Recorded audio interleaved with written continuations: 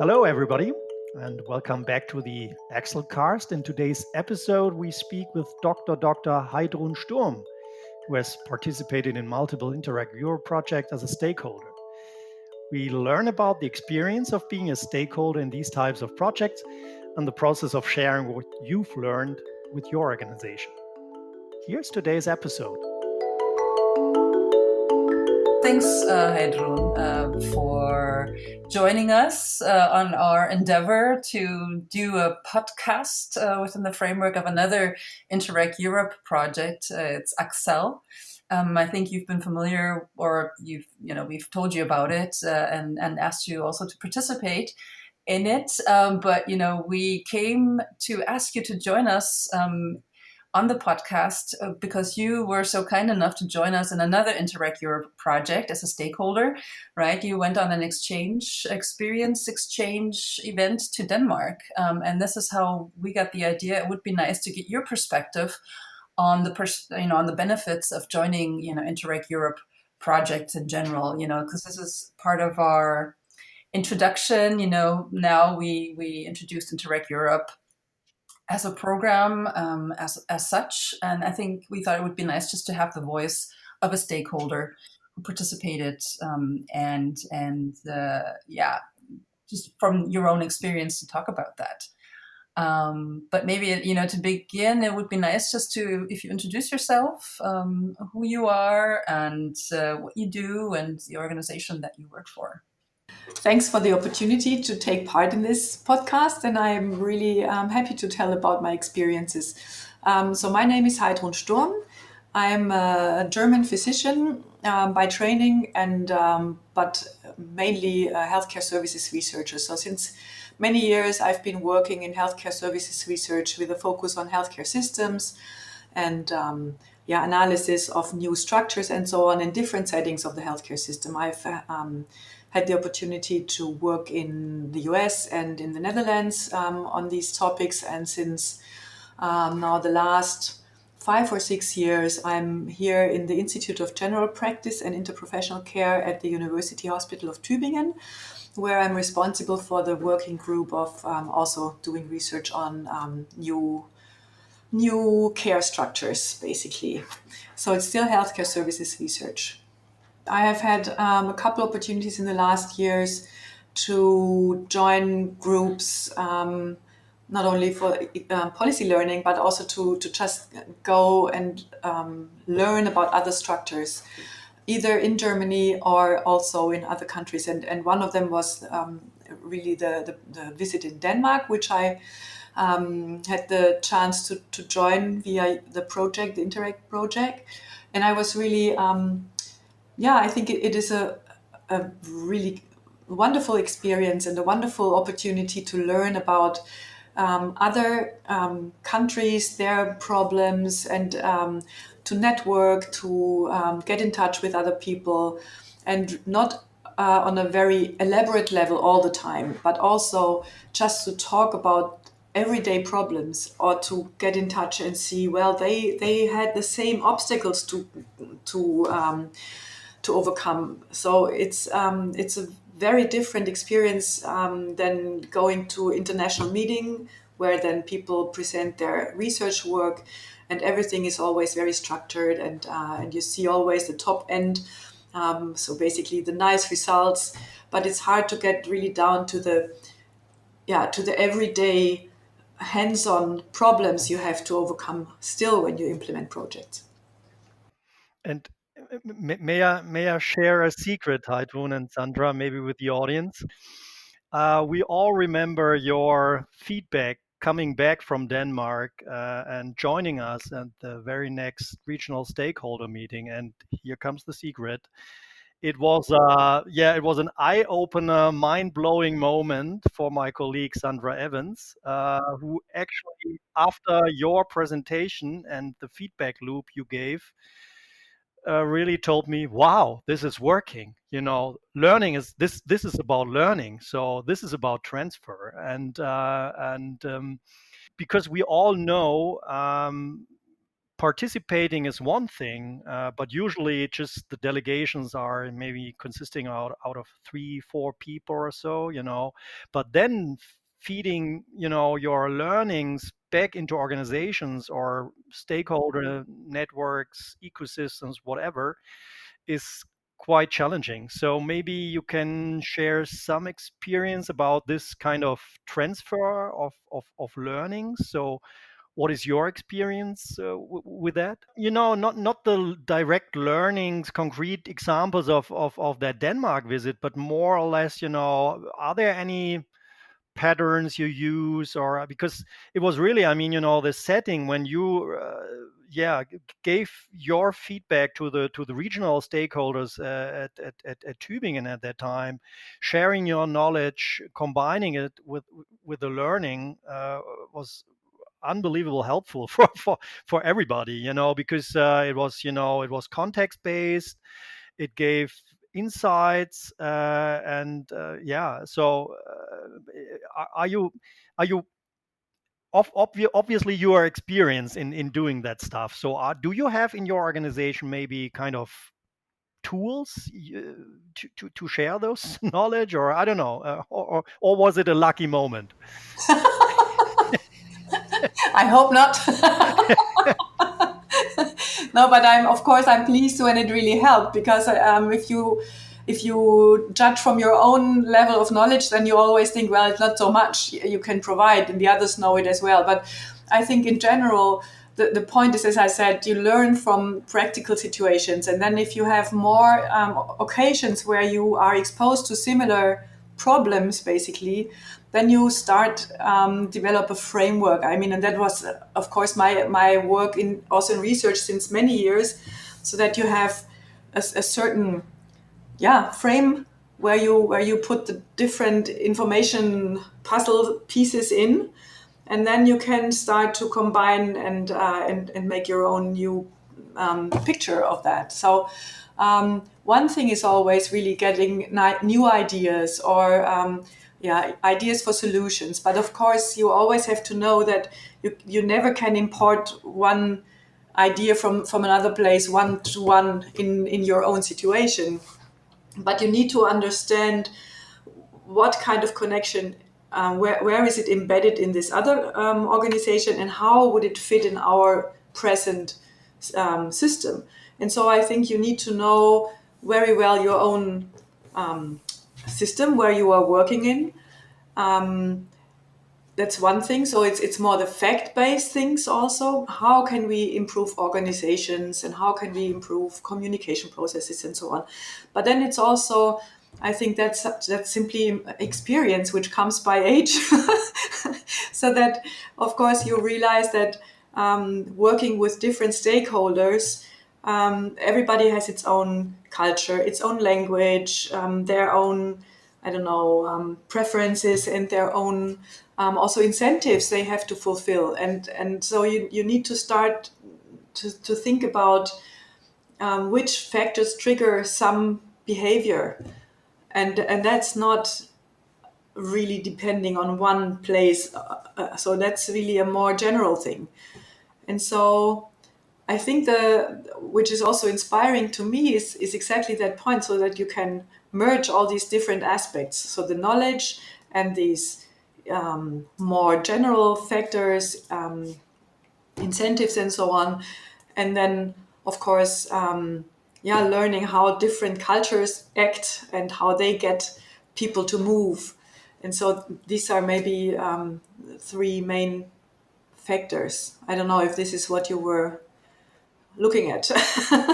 No, it was perfect, because it was, as Daniel described it, to me, it was really like an epiphany. It was somewhat of a spiritual moment, on this quest to find the perfect way, or, this knowledge transfer, because there's so much experiences that are available, so much knowledge and know-how in the different, countries and regions. And how do you get that transferred? You can't ship everybody there. So you need these key stakeholders who are able to transfer this knowledge in an understandable way to everybody, as you said, and you did it in such a wonderful way, because you contextualized it. You you compared it, with, of course, I would assume maybe also your analytical background, helps in that, in your approach and in your view. But that was just really a wonderful way and how you conveyed this information comparatively and brought it closer to the people, the local stakeholders who weren't there. But it was just really, it was exemplary for me anyway, and inspiration on how to Wow, try it. I'm very How to pleased. You made her day. Yes. Yeah. Now you made mine. Yeah, yeah. See, this is learning. Yeah, bi-directional. Yeah. Exactly, no, but that's what it is. Yeah. It's really how do you convey, in an effective way, knowledge and experience, and so yeah. Anyways, When we talk about these learnings and maybe barriers or restrictions, what might be solutions? I mean, especially when we are talking about the actual COVID-19 situation where delegation and field trips and visits are kind of impossible these days. So this is why we are, looking for new formats. Like this podcast is one, obviously. So this is another way of yeah, providing learnings and telling some stories that might hopefully be of help for the one and some others hopefully too. And yeah, are there other ways? Do you know other ways? What works? What does not work? So where are barriers or where are incentives to join these kind of journeys?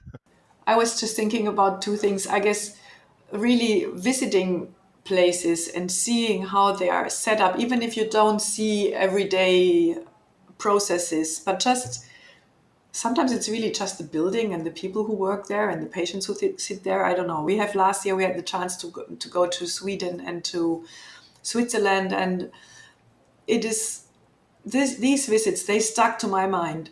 I was reading a lot about all these systems, but what I saw there, this is what I have understood really, and so that's the difference, I think. And I'm not sure if we can with the podcast replace it. I doubt it really. I think it's important to keep the network going and to really also try to keep in touch and start on a theoretical basis to plan and think what we can do when we can travel again. But I think it's not really possible to. I mean, other things, I guess what I heard from other disciplines is that they have been working with scene plays. Is that an English word?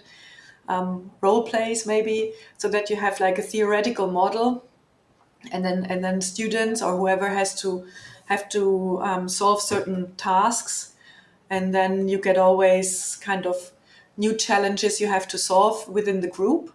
And so maybe this is something one could think about on a virtual level as well. If it's because I guess you have to be involved personally. If you just write or read something and it's only theory, then it's not gonna work in the same way.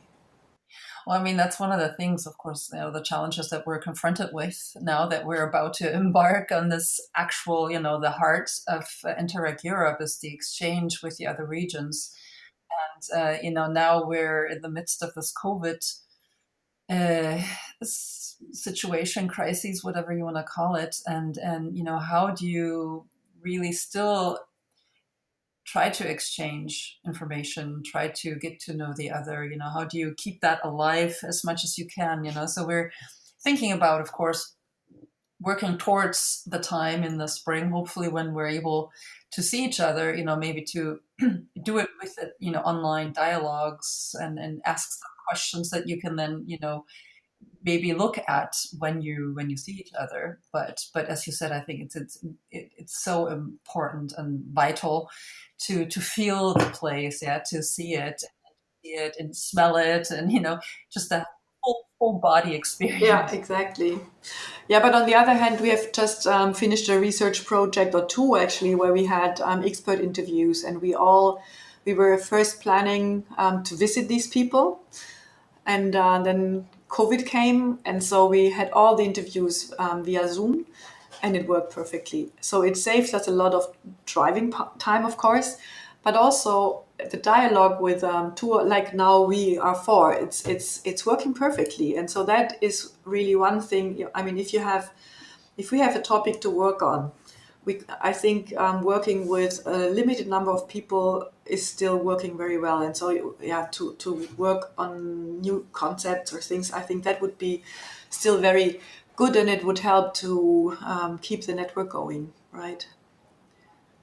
Yeah, I think that's a good point about the smaller groups where you're able to have this interaction more fluidly, right? And people feel engaged and feel involved rather than these bigger groups. Because I know that's, I think, one of the challenges also that we're having in the consortial meetings is that, everybody kind of sits back and, doesn't really want to disrupt the other, or, there's no real discussion, interaction happening, which is really quite unfortunate. So I think it works much better. It's a good idea about the smaller groups. Yeah. You were asking how I could use the experiences I made in my own work, right? And I thought, yeah, that of course it also is when we plan our projects, then it's I think it's a general kind of experience with which helps you to think in a different way on the structures.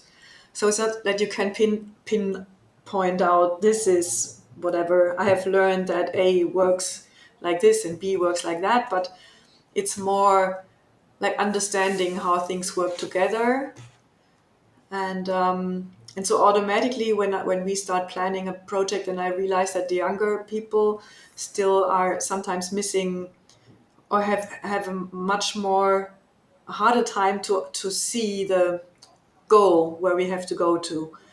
And I think these kind of visits, and then having to, yeah, put your own thinking in the perspective of policymakers or in the perspective of other actors, helps you to focus on the real on the overall picture. And I think so that's important when you start to plan projects or yeah, models which can really change the care structures. And I think I'm not very good in detailed work, but yeah, this is my experience, and I think therefore these visits are crucial. Yeah. Yeah, put it into perspective and the bigger picture in a way. Yeah, because I can imagine that it's really quite difficult to, as you said, to really directly, say, okay, this is how it affects my everyday work. But I think in general, it seems like it would be more of an inspiration when you've been somewhere else, kind of like an opener of a nondescript or whatever opener to this topic and the connection that we have with other regions, actually. Yeah, I mean, Yeah, sometimes it's also very practical. I mean, then there is somebody who works at the same kind of thing, and you can contact them and then say, well, I have this problem. I have heard you have talked about it. What do you think? So that is of course also kind of yeah, broadening your own professional network. Although this wasn't really the main thing. I think the local network was influenced more than the international by these visits now.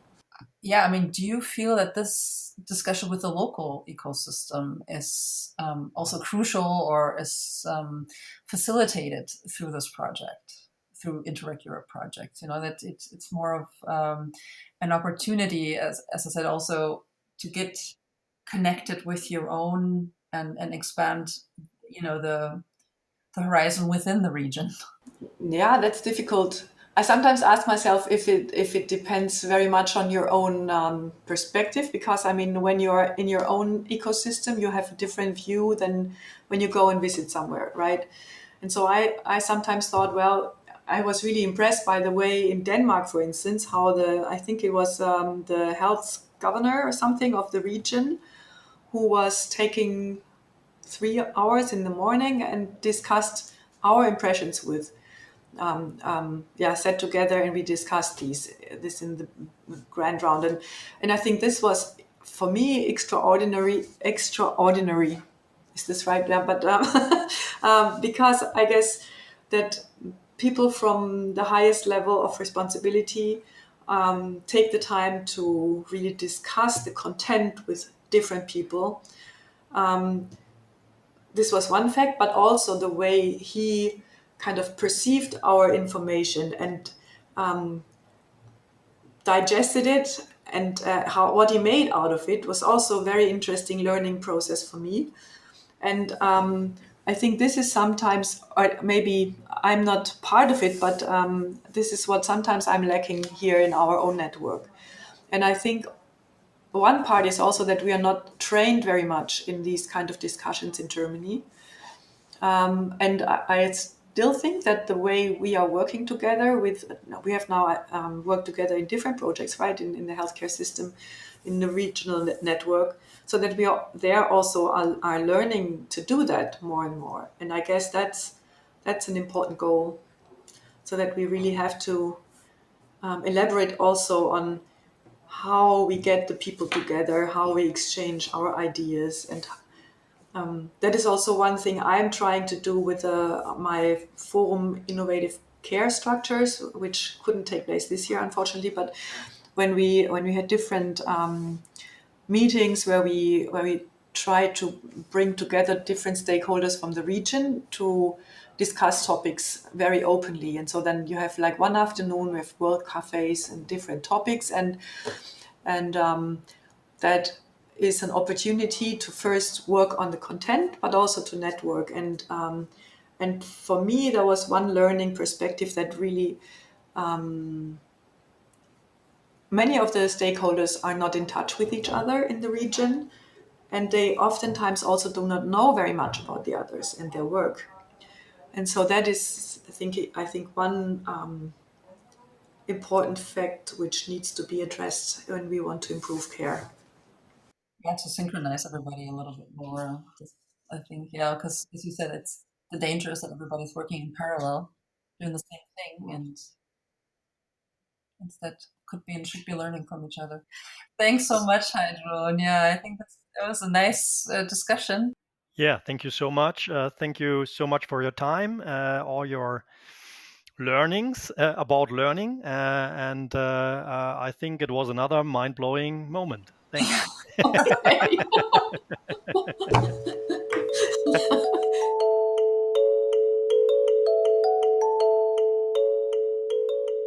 Thank you again, Heidrun, for joining us for today's episode, and thank you, of course, our listeners, for joining us.